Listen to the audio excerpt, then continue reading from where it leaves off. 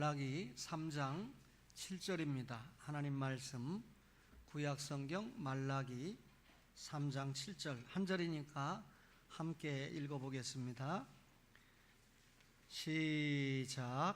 만군의 여호와가 이르노라. 너희 조상들의 날로부터 너희가 나의 규례를 떠나 지키지 아니하였도다. 그런즉 내게로 돌아오라. 그리하면 나도 너희에게로 돌아가리라 하였더니 너희가 이르기를 우리가 어떻게 하여야 돌아가리까 하는도다. 아멘. 구약성경 39권 가운데 맨 마지막에 위치한 책이 말라기라고 하는 책인데, 말라기는 나의 사자라고 하는 의미를 가지고 있습니다. 말라기 성경의 기록자가 나의 사자인 말라기 선지자인 것은 여러분이 잘 알고 있지요.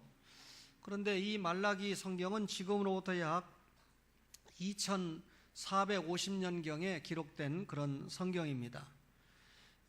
구약의 여러 예언자 가운데 최후의 예언자가 말라기라고 하는 예언자인데, 435년에 이 말라기라고 하는 선지자가 유다에 가서 하나님께 대한 신앙을 바로 세워야 된다. 그리고 하나님께 그동안 받은 은혜를 감사하면서 살아야 된다라고 하는 것을 촉구한 성경이 말라기라고 하는 성경입니다. 창세기의 인류의 시조인 아담이 하나님의 말씀에 범죄함으로, 불순종함으로 결국 구약 성경은 인간 타락을 다루고 있습니다. 다시 말하면 예수 그리스도를 믿지 않고는 구원받을 수 없고 하나님의 일꾼으로 살아갈 수가 없다라고 하는 것을 말하고 있는 성경이 구약 성경인데, 이런 인간 타락의 비극적인 이야기 끝에 말라기가 최종적으로 말라기 4장 2절에 보니까 너희에게는 공의로운 해가 떠올라서 치료하는 광선을 비춘다. 공의로운 해, 치료하는 광선은 구약 마지막 시대의 영육간의 어두운 때를 밝히는 예수 그리스도가 아담에게 약속받은 여자의 후손이 오신다라고 예언을 하고 마치게 되는데, 실제로 예수님이 아브라함과 다윗의 자손으로 이 땅에 오심으로 신약시대, 은혜시대가 열리게 되는 것입니다. 여러분, 우리가 이 시대를 잘 이해하려고 하면 정치적으로, 종교적으로, 사회적으로 배경을 잘 이해해야 되지 않습니까? 말라기라고 하는 성경을 잘 이해하려고 하면 정치적으로 우선 잘 이해를 해야 되는데, 페르시아가 온 세계를 지배하고 있던 그런 시대였습니다.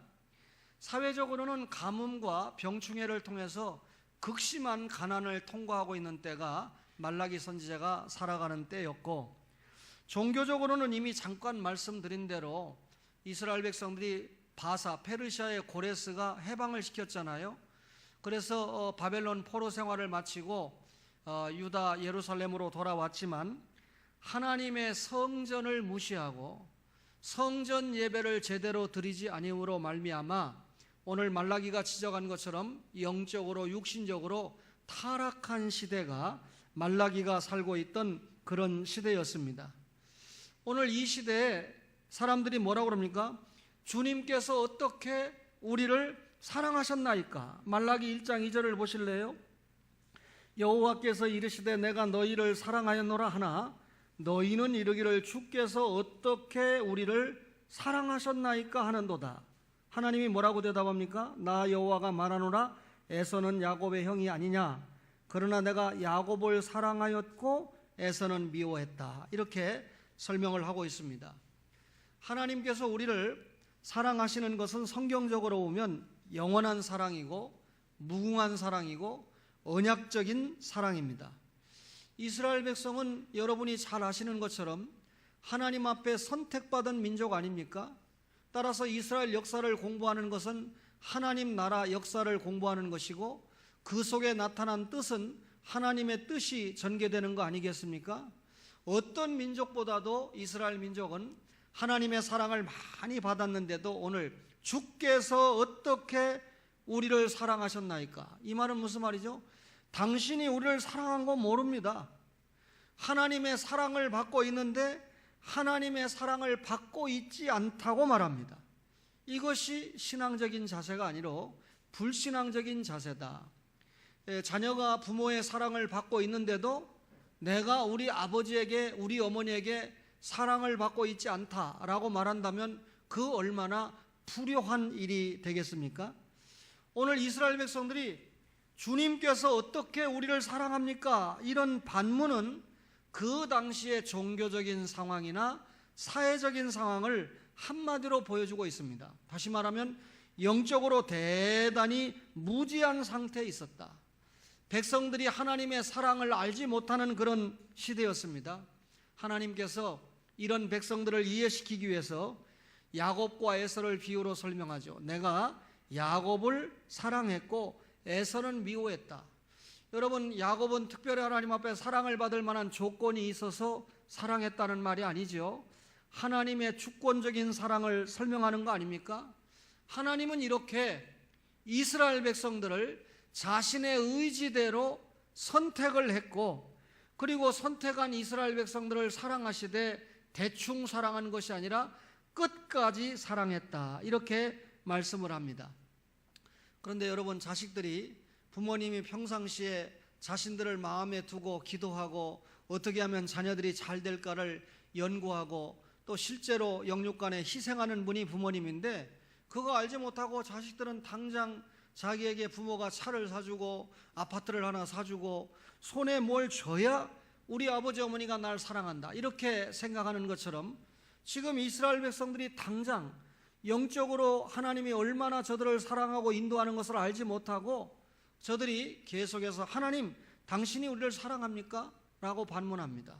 무감각하다는 거죠. 그만큼 영적으로 하나님 앞에서 멀리 떨어져 나와 있는 그런 상황을 보여주고 있다, 그 말입니다. 이스라엘 백성은 우리가 어떻게 주의 이름을 멸시했습니까? 라고 얘기합니다. 말라기 1장 6절을 보시면 내 이름을 멸시하는 제사장들아, 나 만군의 여호와가 너희에게 이르기를 이들은 그 아들은 그 아버지를, 종은 그 주인을 공경하나니 내가 아버지일진데 나를 공경함이 어디 있느냐? 내가 주인일진데 나를 두려워함이 어디 있느냐 하나 너희는 이르기를 우리가 어떻게 주의 이름을 멸시하였나이까 하는도다. 하나님과 이스라엘 백성을 설명을 할 때 여러 관계를 설명하는데 말라기 선지자는 말하기를 하나님과 이스라엘 백성은 아버지와 자식의 관계다, 그리고 주인과 종의 관계다. 여러분, 선지자가 하나님과 이스라엘 백성을 부자 관계라고 하는 건 무슨 말입니까? 아버지는 자식을 사랑하니까 자식된 이스라엘 백성이 아버지를 공경하는 것처럼 하나님은 공경의 대상이다, 이 말이죠. 또 종은 주인에게 완전히 두려운 마음을 가지고 섬겨야 되는 것처럼 두렵게 섬겨야 된다, 그 말인데, 자식된 입장에서도 종의 입장에 있는 이스라엘 백성이 전혀 하나님을 공경하거나 두려워하지 않고 오늘 하나님의 이름을 멸시했다, 그 말입니다. 하나님의 이름을 멸시했다는 결정적인 증거가 뭡니까? 예배를 멸시했다, 그 말입니다. 오늘 어떻게 너희가 말라기 1장 7절에 보니까 뭐라고 얘기합니까? 너희가 더러운 떡을 나의 제단에 드리고도 말하기를 우리가 어떻게 주를 더럽게 하였나이까 하는도다. 이는 너희가 여호와의 식탁은 경멸히 여길 것이라 말하기 때문이다, 그랬습니다. 하나님 앞에 제사를 지낼 때 흠없고 점없는 완전한 양을 가지고 드려야 되지 않습니까? 흠이 없다라고 하는 말은 앞으로 오실 예수님이 죄가 없는 분이다 라고 하는 걸 의미하지 않습니까? 그런데 더러운 떡을 예배의 제단에 드리고도 이스라엘 백성이 말하기를 우리가 어떻게 주를 더럽게 했습니까? 다시 말하면 눈먼 것, 저는 것, 병든 것을 가지고 하나님 앞에 와서 제사를 드리면서도 뻔뻔하게 우리가 어떻게 주의 이름을 멸시했습니까? 하나님은 주님의 이름을 멸시한 것을 예배를 무시한 거다, 이렇게 말씀합니다. 구약의 레위기 22장 등의 흠이 있는 제물은 제물로서 금지를 율법으로 했습니다. 따라서 흠이 있는 제물을 가지고 와서 예배를 드린다고 하는 것은 형식적으로 예배를 드린다, 그 말이죠. 이것은 주님의 식탁을 멸시하는 죄라고 말라기 1장 7절에 그렇게 말씀합니다. 헛된 제사입니다. 하나님이 기뻐 받으시지 않는 제사입니다. 그렇다면 하나님께서 기뻐 받으시는 제사는 뭡니까? 여러분, 우리의 몸을 신약적으로 말하면 산제물로 드리는 예배, 영과 진리로 드리는 예배를 하나님께서 받으신다, 그 말이죠. 어제 제가 갑자기 한 단체에 가서 설교를 했습니다. 그런데 거기에 와서 예배를 드리는 사람 가운데는 아마 교회를 다니지 않으면서도 예배를 드리는 사람이 있는 것 같아요. 극히 초신자도 예배에 참석한 것 같아요. 근데 여러분의 목사는 언제나 가면 그런 사람이 있다 할지라도 하나님의 말씀을 가지고 설교하는 것을 철칙으로 알고, 그것이 또 하나님의 뜻이지 않습니까?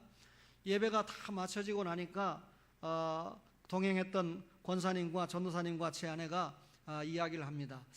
목사님의 설교를 알아듣지 못하는 사람도 있는 것 같다. 그 중에는 좀 눈을 감고 조는 사람도 있는 것 같다. 이 자리에 함께 예배드리는 분은 어땠을까? 이렇게 이야기를 합니다. 그런데 제가 그 이야기를 받고 마치고 돌아왔는데 저에게 문자가 들어왔어요. 오늘 목사님의 설교는 이러이러한 내용이었지요. 은혜 받았습니다 하고 제 설교를 요약해서 보냈어요. 졸았다면 요약이 가능할까요? 또 혹 은혜를 받지 못했다면 그런 반응을 보일 수 있을까요? 왜 제가 이런 말씀을 드리냐면, 그 모임은 정치적인 모임이 아니고 우선 예배를 드리기 위해서 왔습니다. 설사 정치적인 관계로 얽혀 있다고 해도 예배를 드리러 왔습니다. 그렇다면 예배 시간에 목사는 당연히 하나님의 뜻을 전하는 하나님의 말씀을 전해야 됩니다. 혹 조는 사람이 있어도, 못 알아듣는 사람이 있어도 그 사람이 표준이 아니고, 말씀을 알아듣는 사람을 위해서 말씀을 전하고, 못 알아듣거나 조는 사람은 하나님께서 은혜를 주셔서 우리가 또 기도함으로 우리 그 설교를 알아들을 수 있도록 이끌어주는 것이 은혜를 받는 사람의 직무가 된다. 무슨 얘기입니까? 영과 진리로 인도되는 예배, 참 예배가 어떤 예배라는 뜻입니까? 하나님의 말씀이 바로 증거되고 그 말씀을 받고 우리의 몸을 거룩한 산 제물로 결단하는 예배가 참 예배다, 그 말입니다. 여러분, 이 레위기에 보면 제사 문제가 나오는데 5대 제사가 있죠. 여러분, 인간의 죄값으로 계속해서 동물이 죽습니다. 결국 동물이 죽는다는 것은 인간이 죄값이 그만큼 크다는 것을 확인하는 시간이죠. 그런데 여러분, 그 죄값으로 예수님이 십자가에 고통받고 돌아가심으로 이 사실을 믿는 우리가 구원받지 않습니까? 자, 동물에게 안수를 합니다. 인간의 죄를 전가한다는 뜻이죠. 그리고 동물을 완전히 불에 태워서 제사를 드립니다. 완전히 우리가 죄 용서받고 하나님 앞에 헌신한다라고 하는 의미를 가지고 있습니다. 그렇다면 레위기의 또 다른 주제가 죄 용서받는 제사일 뿐만 아니라 내가 거룩하니 너희도 거룩해야 된다. 너희의 죄를 용서하고 구원시켰으니 하나님의 사람답게 살아야 된다. 여러분과 저가 하나님의 사람답게 사는 1차 비결이 예배입니다. 이 예배를 통해서 힘을 얻고 한 주간 동안의 엿새와 이레의 법칙에 삶의 예배로 연결을 시켜야 된다. 따라서 거룩한 삶이 수반되는 것이 약한 성도가 초신자고, 그것이 어느 정도 되는 선자가 조금 무르익는 신자고, 정말 하나님 앞에 영광을 돌리는 성숙한 신자는 삶의 예배를 제대로 드리는 성도가 참 신자가 된다, 그 말입니다. 그렇기 때문에 목사는 이 시간에도 하나님의 말씀을 그대로 전할 수밖에 없습니다. 여러분과 저가 하나님 앞에 참 제물이 되는 것은 우리의 신앙 인격이고, 그 말씀을 기초한 신앙 인격에 기초해서 나타나는 행위가 하나님 앞에 참 제물이 되어야 된다. 그런데 이 예배가 안 됩니다. 공적인 예배가 무너집니다. 주일 성수가 안 됩니다. 당연히 생활 예배 안 되지요. 여러분, 이런 사람들이 결국 누구의 이름을 멸시하는 겁니까? 주님의 이름을 멸시하는 것이다. 지금 이스라엘 백성들이 말라기 시대 때 예배 생활을 제대로 못하면서 하나님을 멸시하면서도 뭐라고 얘기합니까? 우리가 어떻게 주의 이름을 멸시합니까? 주님 앞에 와서 예배 잘 드리고 주님 앞에 말씀 열심히 듣고 기도하는 성도는 하나님 앞에 저는 죄송합니다, 죄인입니다, 예배를 더 잘 드려야 되는데 부족합니다, 이렇게 겸손한 모습을 보이려고 하는데 그만 하나님 앞에 신앙생활이 잘 안 되는 성도가 따집니다. 하나님, 내가 언제 주님의 이름을 멸시했습니까? 지금 이스라엘의 영적인 상태가 그렇습니다. 세 번째로는 우리가 어떻게 여호와를 괴롭혀 드렸나이까 라고 그렇게 말합니다. 여러분, 하나님께서는 이스라엘 백성들에게 가정 타락에 대해서 설명을 합니다. 하나님께서 인류의 첫 아버지였죠. 그분이 아담과 하와를 창조하지 않았습니까? 아담과 하와를 통해서 경건한 자손을 얻고자 했습니다. 그런데 2장 11절에 보니까 뭐라고 얘기합니까? 유다는 거짓을 행하였고 이스라엘과 예루살렘 중에서는 가증한 일을 행하였으며 유다는 여호와께서 사랑하시는 그 성결을 욕되게 하여 이방신의 딸과 결혼을 했다. 그리고 말라기 2장 14절에 보니까 뭐라고 그랬습니까? 너희는 이르기를 어찌 됨이니까 하는도다. 이는 너와 내가 어려서 맞이한 아내 사이에 여호와께서 증인이 되시기 때문이라. 그는 네 짝이요 너와 서약한 아내로되 내가 그에게 거짓을 행하였도다. 이스라엘이 사랑하는 아내와 결혼을 할 때 하나님 앞에 잘 살겠습니다 라고 서약을 하고 헌신자처럼 버리고 가정을 파괴하고, 여러분 오늘 이 가정 파괴의 문제가 얼마나 심각합니까? 2장 13절에 보니까 가정에 눈물과 탄식이 쏟아지고 있는데 이스라엘 남편들이 하나님 앞에 제물을 드립니다. 그러니까 가정을 파괴한 이들의 제물을 하나님께서 받지 않으니까 뭐라고 그러냐면 우리가 어떻게 여호와를 괴롭혀 드렸나이까 라고 따집니다. 영적으로 그만큼 무감각하다는 거죠. 그만큼 하나님 앞에 바른 신앙을 소유하지 못하고 있다는 것입니다. 오늘 말라기 2장 17절에 뭐라고 그랬습니까? 너희가 말로 여호와를 괴롭게 하고도 이르기를 우리가 어떻게 여호와를 괴롭혀 드렸나이까 하는도다. 이렇게 따지고 있습니다. 저들이 하나님을 괴롭혀 드린 것이 뭡니까? 2장 17절에 보니까 그 다음에 뭐라고 그랬습니까? 여러분, 모든 악을 행하는 자는 여호와의 눈에 좋게 보이며 그에게 기쁨이 된다. 여러분, 하나님 앞에 선하게 사는 자가 하나님의 눈에 좋게 보이지, 하나님의 말씀을 어기고 악하게 사는 자가 여호와의 눈에 좋게 보일 턱이 없잖아요. 그리고 그런 사람들이 하나님께 기쁨이 될 턱이 없잖아요. 여러분, 목사가 목회를 해볼 때 정말 주님 앞에 인정받고 영광을 돌리는 그런 신자, 믿음이 자라가는 신자들을 볼 때 정말 기쁨이 되고 그가 사랑스럽고 축복하고 싶은 마음을 갖는 것처럼 당연히 하나님께서도 하나님의 말씀에 순종하고 믿음이 성장하고 날마다 가까이 오는 자를 사랑하는 거 아니겠습니까? 그런데 이스라엘 백성들은 거꾸로 악을 행하는 자가 여호와의 눈에 좋게 보이고 악을 행하는 자가 하나님의 눈에 기쁨이 된다, 이렇게 말을 합니다. 다시 말하면 타락한 가정을 하나님이 오히려 좋게 보고 타락한 가정이 오히려 하나님 앞에 기쁨이 된다. 여러분, 우리가 인간관계 속에서 살아가는 동안에 많은 오해를 받는 경우가 참 많잖아요. 여러분, 목사도 목회하면서 오해를 받는 경우가 참 많이 있었는데 참 이게 인간관계에서 얼마나 큰 갈등입니까?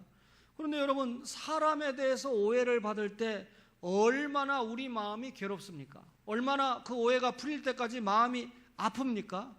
오늘 지금 하나님이 당신께서 사랑하고 당신께서 선택한 이스라엘 백성들을 통해서 엄청난 오해를 받고 있습니다. 그러면서 말라기 27장 끝에 뭐라고 얘기냐면 정의의 하나님이 어디 계시냐? 뒤집어서 말하면 우리의 하나님은 정의롭지 못하다, 공의롭지 못하다, 이렇게 하나님의 거룩을 훼손하는 모습과 영적인 상태를 보여주고 있는 것이 이스라엘 백성의 모습입니다. 여러분, 마음이 있는 곳에 뭐가 있다고 그랬습니까? 물질이 있다 그랬습니다. 우리가 어떻게 주의 것을 도둑질하였나이까 라고 그랬는데, 여러분, 이스라엘 백성들은 당시에 사회적으로 극심한 가뭄을 통해서 경제적으로 굉장히 어려웠다, 서론의 말씀을 드렸습니다. 경제가 어려우니까 의식주 문제 위협을 받으니까 도탄에 빠졌습니다. 지금 이들이 이렇게 도탄에 빠진 건 영적으로 하나님의 저주를 받았기 때문입니다. 개인적으로도 어려웠고 가정적으로도 어려웠고 국가적으로도 대단히 경제적인 도탄에 빠졌어요. 9절에 보니까 3장 9절에 보니까 너희 곧 온 나라가 나의 것을 도둑질하였으므로 너희가 저주를 받았느니라. 너희가 왜 잘 못 먹고 잘 못 살고 있지 않느냐? 내 것을 도둑질했기 때문이다 라고 주님이 설명하고 있습니다. 말라기 3장 8절에 보니까 그 도둑질한 것이 뭐라고 합니까? 11조와 봉헌물이다. 그 당시에 11조를 왜 거두느냐면 제사장들은 주의 일을 감당하는 일을 하기 때문에 나머지 지파가 제사장들을 살려야 되잖아요. 레위 지파와 제사장을 살려야 되니까 11조를 했고, 또 고아와 과부를 위해서 11조를 했습니다. 오늘날로 말하면 구제배를 위해서 11조를 했죠. 그 다음에 나그네의 몫을 제정하신 것이 11조의 의미입니다. 따라서 이스라엘 백성이라고 그러면, 하나님의 자녀가 됐다 그러면 반드시 소득의 10분의 1을 하나님 앞에 드려야 됩니다. 11조와 헌물은 하나님께서 물질적인 축복을 주신다고 하는 조건이었습니다. 그런데 만약에 이 11조를 어겼다면 하나님께서 물질적으로 약속한 축복이 저들에게 임할 턱이 없겠죠. 그런데 이스라엘 백성들이 하나님의 명령을 어기고 11조 생활을 하지 않았다. 온전한 11조 생활을 하지 않았다. 그걸 하나님이 도둑으로 말씀을 하니까 저들이 말하기를, 어떻게 우리가 주의 것을 도적질했습니까? 11조 생활을 제대로 안 하고도 어떻게 우리가 주의 것을 도적질했습니까? 대단한 담력이죠. 저들의 신앙의 상태를 불신앙으로 한마디로 압축을 하고 있는 것이죠. 여러분, 이스라엘 백성들이 하나님 앞에 완악한 말을 했다고 그랬는데 어떤 말입니까? 말라기 3장 14절을 정리하면 하나님을 섬기는 것이 헛되다. 하나님 믿지 않는 사람도 잘 먹고 잘 살고 잘 살지 않느냐? 그런데 우리는 하나님을 섬긴다고 하는 이스라엘 백성인데도 잘 되는 것이 없다. 따라서 하나님을 섬기는 것이 헛되다. 이게 완악한 말이라는 거예요. 또 하나님의 11조 명령을 지키는 것이 슬픈 일이다. 이게 완악한 말이라는 것이고, 또 하나님의 명령을 지켜도 유익이 없다. 이게 완악한 말이고, 말라기 3장 15절에 보니까 오히려 교만한 자가 복이 있다. 얼마나 완악한 말입니까? 또 악을 행하는 자가 창성하다. 여러분, 말라기 3장 15절에 보니까 하나님을 시험하는 자가 화를 면하게 된다. 이런 이 말라기 3장 14절과 15절의 말씀을 요약하면 불신앙과 하나님의 법을 지키지 않는 불법, 하나님의 약속을 어기는 배약, 하나님을 믿지 않는 배신, 불순종, 이런 것들이 극치를 이루고 있는 때가 말라기가 살던 시대다. 그래서 말라기 1장 2장에 말라기 선지자가 저들의 죄를 5가지로 압축을 했습니다. 첫째가 하나님께 대해서 배신한 시대다. 두 번째가 하나님께 대해서 불경한 시대다. 하나님을 경외하지 않는 시대다. 세 번째가 제사장들이 타락한 시대다. 오늘날로 말하면 목사와 장로가 타락한 시대다. 네 번째는 하나님께 대해서 불충하는 시대다. 하나님의 은혜를 받았으면 하나님 앞에 충성으로 나타나야 될 거 아닙니까? 다섯 번째가 하나님께 대해서 불평하는 시대다. 그렇게 말라기 선지자가 요약을 했습니다. 이런 설교를 들어볼 때 오늘 여러분과 제가 살고 있는 이 시대가 말라기 시대와 꼭 맞아떨어지는 시대다. 저는 그렇게 생각을 합니다. 여러분, 물질적인 축복은 하나님이 주신 명령인데 선행적인 조건이 뭡니까? 11조 법칙이죠. 여러분과 제가 11조를 드린다라고 하는 것은 신앙 고백을 하는 겁니다. 저는 하나님의 명령대로 하나님 앞에 순종해서 소득의 11조를 창조주 하나님께, 나를 구원하시고 인도하시는 하나님께 드립니다. 신앙 고백의 표현이 물질을 드리는 것이죠. 그리고 이 11조를 드린다는 것은 청지기적 사명을 감당한다는 겁니다. 여러분, 여러분의 집이 여러분 이름으로 등기가 돼 있다고 해서 영원히 여러분 것입니까? 죽으면 여러분 거 아닙니다. 그렇죠? 하나님께서 우리에게 재물을 주신 것은 이 땅 위에 살아가는 동안에 관리하는 청지기로서 맡겨주신 것이지, 이 모든 하늘과 땅의 재물은 원천적으로 하나님의 것입니다.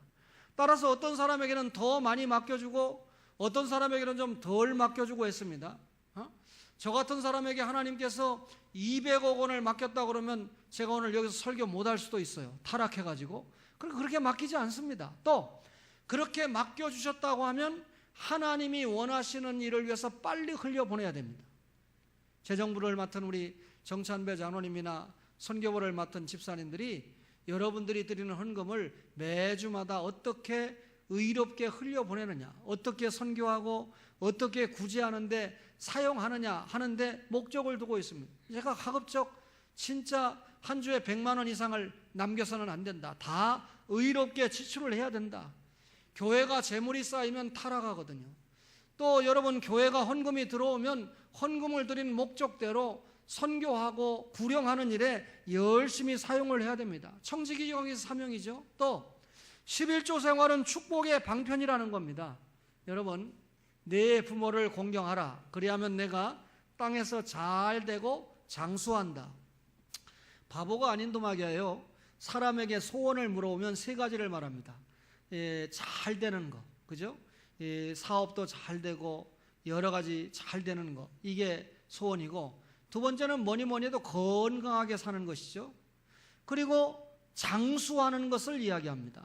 사람들이 장수를 위해서 얼마나 많이 노력합니까? 그런데 하나님의 말씀에 기가 막혀도 땅에서 잘 되고 장수하는 것은 부모님께 공경하는 것이다. 부모님께 효도를 잘하면 하는 일이 잘 됩니다. 형통합니다. 그리고 잘 되니까 건강합니다. 잘 돼야 일할 거 아닙니까? 건강해야 일할 거 아닙니까? 그리고 땅에서 장수하게 된다. 그러니 여러분, 부모님에게 공경하는 것이 얼마나 큰 축복인가를 알아야 돼요.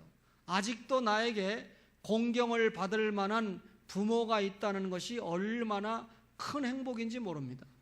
여러분, 나를 낳아주신 분이 부모님이고 낳아주시 않았어도 나를 길러주신 분이 부모님이죠. 바울은 디모데를 영의 아들이요 사랑하는 아들이라고 그랬습니다.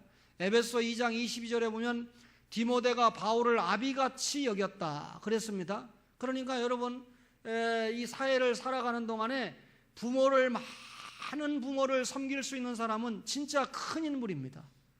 그러나 자기 육신의 아버지 어머니도 섬기지 못하고 장인 장모님도 섬기지 못하고 시아버지 시어머니도 섬기지 못하는 인생은 진짜 예수 믿는다고 하기가 부끄러울 정도로 작고 작은 인물이 될 수밖에 없습니다.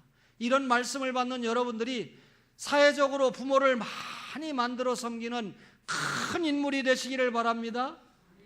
그런데 여러분, 물질의 축복은 무엇입니까? 11조를 시행할 때 하나님께서 물질의 축복을 주신다. 이 물질의 11조를 하지 않는 사람을 주님은 도적이다, 저주를 받아서 궁핍하게 될 수밖에 없다, 그렇게 말하니까 어찌 우리가 주의 것을 도적질했습니까? 하고 하나님 말씀을 받았으면 회개합니다. 제가 잘하겠습니다. 앞으로는 주님 앞에 말씀 순종하고 살겠습니다. 이런 자세가 나와야 되는데 언제 우리가 주님을 괴롭혀 드렸습니까? 언제 우리가 하나님의 이름을 멸시했습니까? 언제 우리가 도적질했습니까? 이렇게 하고 나옵니다. 거울 앞에 서면 여러분과 저의 모습이 잘 보이지 않습니까? 말씀을 받으면서 하나님과의 관계를 잘 살펴봐야 돼요. 하나님과의 관계가 잘 안 되는데 하나님 앞에 예배를 형식적인 예배, 진정한 예배가 아니고 신용만 드리고 있는데 여러분, 하나님이 기뻐 그 예배를 받으시겠습니까? 말라기가 살았던 시대를 여러분과 지금 통과하고 있습니다. 정치, 경제, 사회, 문화 다방면에 걸쳐서 얼마나 기가 막힌 타락한 시대를 살아가고 있습니까? 여러분,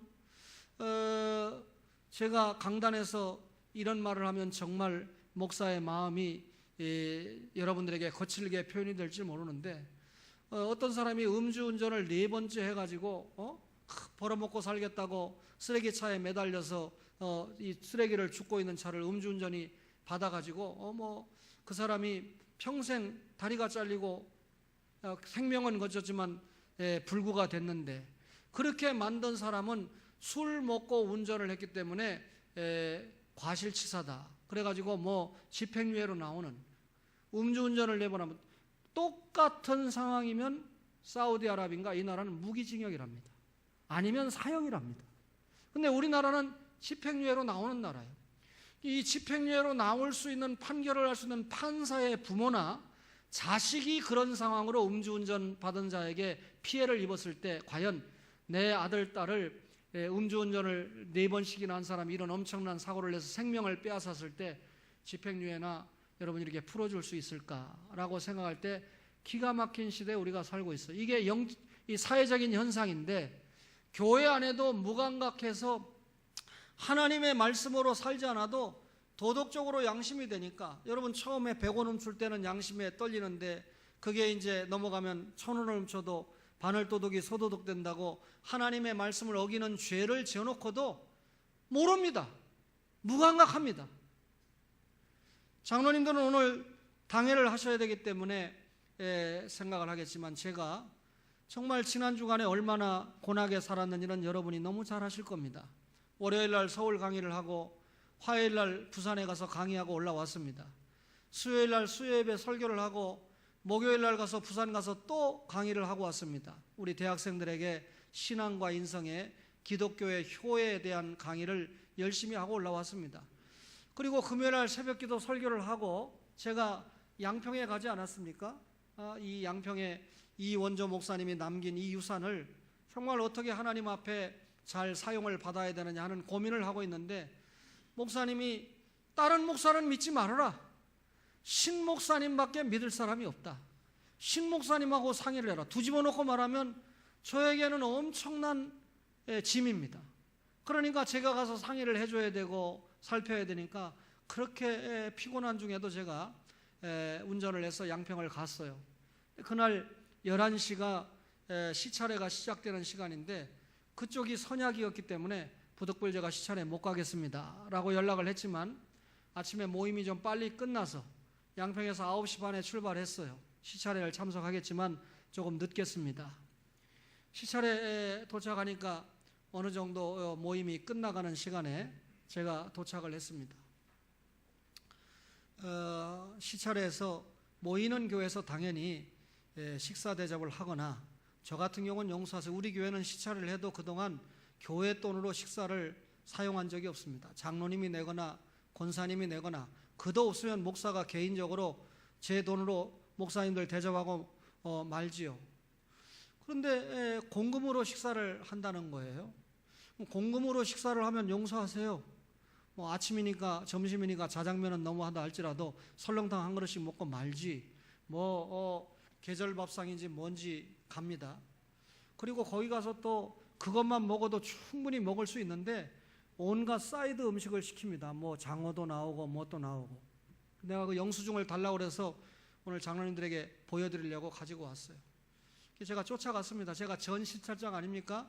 제가 시찰장 할 때 공금으로 식사비 낸 적 없고, 그 공금을 가지고 병원에 입원해 있는 목사님이나 선교사님들을 도왔던 건 여러분 잘 알고 있지 않습니까? 중국에서 사역하던 원로 목사님이 오셔서 원로 목사님에게, 내가 전 시찰장이니까, 또 명색이 내가 제일 선배예요. 우리 시찰에서 저보다 선배는 다 은퇴하셨어요. 그래서 가서 조용히 귓속말로 그 시찰의 공금을 밥 먹는다 그러니까 괘씸해서 내가 좀 선교사님에게 좀 드리지요. 그러니까 없다는 거예요. 그래서 제가 좀 기분이 안 좋았습니다. 그래서 제가 개인적으로 지갑을 열어서 선교사님에게 좀 드리고, 또 필요하면 교회에 좀 청구하려는지 모릅니다. 마음이 아팠습니다. 제가 시찰장도 안 하고 뭐 시키면 자꾸 전도부장 시켜주면 그만두고, 제가 설교하고 강의하는 것만 열심히 해도 될까 말까인데, 그런 장을 맡으면 교단, 교회까지 다 살펴야 되잖아요. 자꾸 그만두니까 안 되는 거예요. 제 마음에 이제는 이거 뭐 해야 되는 거 아닌가. 내가 시찰장이고 내가 시찰에 서기면 결정권이 있어요. 그런데 이걸 내놓으면 결정권이 없어집니다. 그래서 제가 굉장히 고민하고 있습니다. 제 마음에 목사들이 좀 더 바른 시각을 가지고 살았으면 좋겠다 하는 마음을 가지고 있습니다.